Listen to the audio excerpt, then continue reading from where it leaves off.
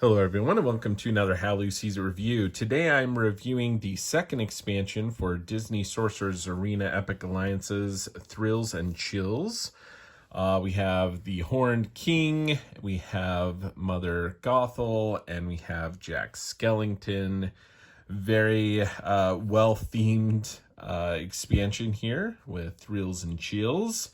If you missed it, I did a review of the first expansion, Turning the Tide, with Stitch and Moana and Davy Jones. And I'll be doing another review here shortly on Leading the Charge with Buzz Lightyear, Elsa, and Scar. So very, very cool. Let's go ahead and show you the characters that come in this box, some of their cards and their feel.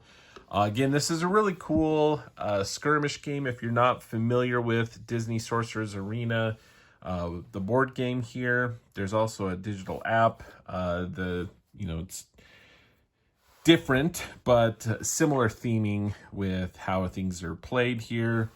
You go ahead and on this board, you draft and make a team of 3 characters. You take those character cards associated with those individuals, shuffle them all together, and then using that deck of cards, you're able to move these characters around this board, claiming victory points by being on these spaces at the start of your turn, and also getting victory points for knocking out your opponent's characters, equal to the amount of what that character is worth. And it's just a really, really fun skirmish type game that was, very surprising to me, just how well I enjoyed it. I tried like the Funko Pop games and didn't really enjoy it that much. So I was very pleased with this one. And we'll go ahead and show you these characters here. So Jack Skellington, we're going to go through his 10 different cards here. Or 10 cards. There's some duplicates there. Their character card, as well as their standees. So here's his standee. Very, very cool looking. Now these are all kind of just acrylic type pieces. He's got kind of that spidery flooring there. Just very, very cool looking pieces there. So let's introduce you to Jack Skellington here. His skill set here is Strange Gifts. So discard a card from your hand to move a status counter from a status effect on one character to a status effect token on one of that character's allies. So Jack Skellington here, you'll go through, as we go through the cards, you'll see that his abilities and his gameplay is all about giving people status effects, moving status effects around, and so it's pretty cool.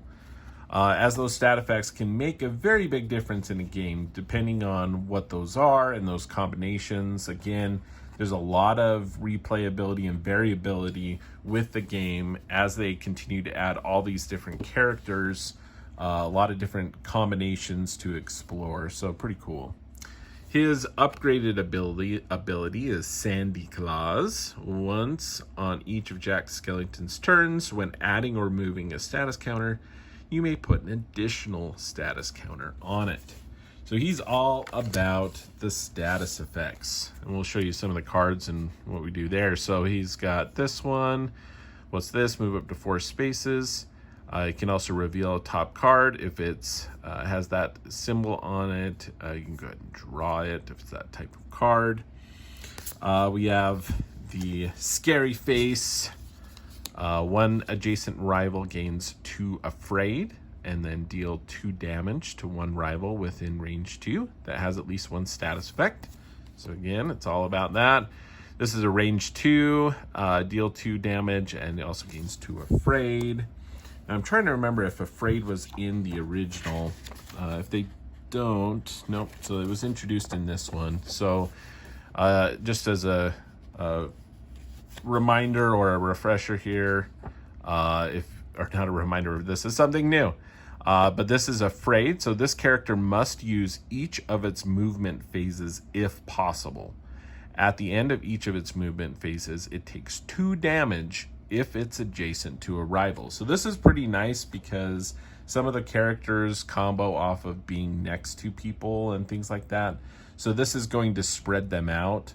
And again, it's always going to be making them move around. It's going to be more difficult for them to kind of maintain these victory spaces. Anyway, it's pretty interesting. So it, takes 2 damage if adjacent to a rival, but it basically causes them to utilize their movement, and they have to. And it's amazing how many times, once you kind of get into the board, a lot of times you don't want to move. So damage and afraid. This one here, adjacent ally gains 3 strong. And again, when his skills and different things, with this upgraded ability, once on each of his turns. So you can't do it every single time, but when adding or removing, you can add an additional. So upgrading him early is kind of nice, because then you just get that benefit again and again as you do these tokens each turn. So we have those. There's Scary Face again. So this one's pretty cool. So move up to 3 spaces. Until the end of this turn, whenever your rival is dealt damage, they gain your choice of 2 afraid or 2 immobilized. So again, kind of have your option there. 2 immobilized, the character is going to be stuck there and not be able to move, and the other one, you're going to force them to move. Pile on the gifts. So once one adjacent rival gains 2 afraid, 2 immobilized, and 2 flustered, then that rival takes damage equal to the number of status effects on it. This is kind of the big whammy card in the Jack Skellington deck. You get a bunch of different status tokens that they have, and then they take damage equal to the number of status effects on it, which could be very substantial if you've timed things correctly. And even so, that's just 6 right there. Pretty crazy. Then you have 0, deal 1 damage to each adjacent rival, and deal an additional 2 damage to each adjacent rival with Afraid. So, again, pretty cool. Adding on status effects. That's all Jack's about. Giving gifts, right? He's the spirit of Christmas. Christmas Town? Okay. Let's go ahead and show you the Horned King, which is, this brings into something really interesting. The first in this series of cardboard or like token characters. So he has these skeletons that you can kind of summon, which is pretty cool. Show you his standee. Start with the front there. Very, very cool. I have to admit, I actually have never watched this film. It was an older film, and I haven't watched it yet. I would like to, so I'm gonna watch it. I'm kind of curious, but I haven't watched it yet. But he is very interesting. So let's look at his ability. So he has a skill here, Forced March. You can move 1 allied Cauldron-born, which is one of these little guys, up to 2 spaces. So once per turn, he can go ahead and move one of these 2 spaces. He also has a constant ability. Whenever you gain victory points, if there are 2 or fewer Cauldron-born on the arena, you can place a Cauldron-born in an unoccupied adjacent space. So a lot of his cards are kind of that way. Like if you don't have, if there are 2 or fewer, you can add another one on there. So there's only 3 tokens, but it kind of plays off of that. His upgraded ability is Wretched Army. At the beginning of each rival's starting phase, that rival takes 1 damage for each of your Cauldron-born they are adjacent to. Pretty powerful. And another one, again, where I feel like upgrading early on would be very, very beneficial, especially with the Horned King. I think Jack Skellington, he has enough ways of adding things that's okay. This is really, really kind of a game changer for the Horned King you want on your team, and having these characters out. They have 1 hit point each, so your opponent can take them out fairly easily, but they're using valuable attacks to do that damage, right? They may use a damage card that's going to cause 4 damage to take out one of your tokens, and that they're only 1 hit point, right? So they have to balance that of, hey, do I want to do 4 damage to a character and get them closer to taking them out for victory points, or do I want to get rid of this annoying little skeleton, which only has 1 hit point, you know? So it's proposes some interesting gameplay, I think, that is, again, very unique to this character, right? We haven't had these tokens before. So very, very cool. I'm excited to see what they kind of continue to do with maybe other characters who may have other tokens that they bring out. But go ahead and walk through some of these cards here. Each allied Cauldron-born token deals 1 damage to up to 1 rival adjacent to them. For each rival dealt damage, this way you can shuffle up to 1. This is like the middle magic symbol. Magic card from a discard pile into its owner deck. So it's really pretty versatile because this allows you to, if you want a card that you've already played, shuffled back into your deck so you can use it again, or if you have a character who's looking to upgrade something, you can actually make that card go back into their deck, so that gear isn't available so they can't upgrade their character. So it's pretty cool. Here we go. Our hour has arrived. 1 allied Cauldron-born of your choice deals 3 damage to 1 rival adjacent to them. If that rival is upgraded, you may flip their card over, which can be pretty brutal. People just spent time upgrading their characters. Then you can go ahead and just flip that back over. That's pretty brutal, pretty cool. This one here, go forth and destroy. It's a move, and then if there's 2 or fewer, you can add 1. Done that one already. Foul Follower, you get a move, deal 1 damage up to 1 adjacent rival, move up to 1 Cauldron-born up to 2 spaces, and they deal 1 damage up to a rival.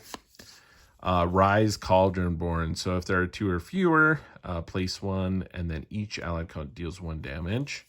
So again, a lot of 1 damages. Check this one out. Feed the Cauldron. So you get to banish up to 2 cards from 1 summoner's discard pile.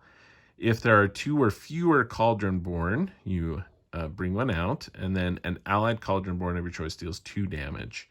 Pretty powerful. And you'll see a lot of these cards also allow the manipulation of the discard. So very thematic with kind of like the undead kind of thing, right? Is he's dealing with the discarded cards and bringing these skeletons. So very thematic, very cool. You got a couple of those.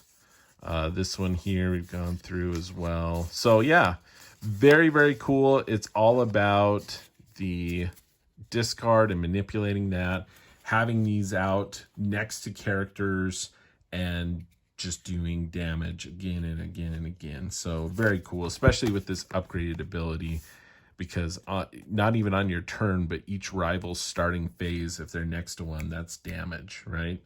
And they may not want to spend their 5 damage to take out one of these characters or one of these tokens. There's also, interestingly enough, a lot of the rules and everything talk about, characters and not like tokens. And so you just have to kind of keep that in mind with the rule set. They act a little bit differently. But very cool. Adds a very unique feel when playing with the Horned King and those characters. Last but certainly not least, we have Mother Gothel. So Mother Gothel here, and the standee. Very cool look on this one here. It's always great artwork. I haven't really been talking about the health much. Jack Skellington's a 10-5, so 10 health, worth 5 victory points. The Horned King was 8 and worth 6. And then Mother Gothel here is a 7 health and worth 6. So looking at the basic side here, we have Mother Knows Best. Reveal the top card of a rival summoner's deck. If the rival character matching that card is adjacent, its summoner may choose to banish that card. If they do not, Mother Gothel gains 1 stealthy, which is pretty awesome.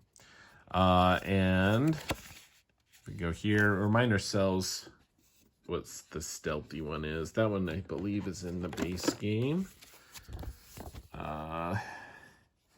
Yeah, stealthy right here. So a rival summoner may only use direct effect on this character if they first banish a card of their choice from their hand. Indirect effects do not cause them to banish it. So in order to specifically target Mother Gothel, when she has stealthy, you would have to banish a card from your hand, which could be brutal.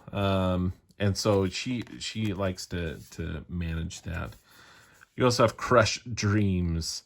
Immediately after upgrading Mother Gothel, choose a rival summoner to reveal their hand, and you get to choose and banish up to 2 of their cards. So she likes to banish and hurt the character's actual hand, which is pretty cool.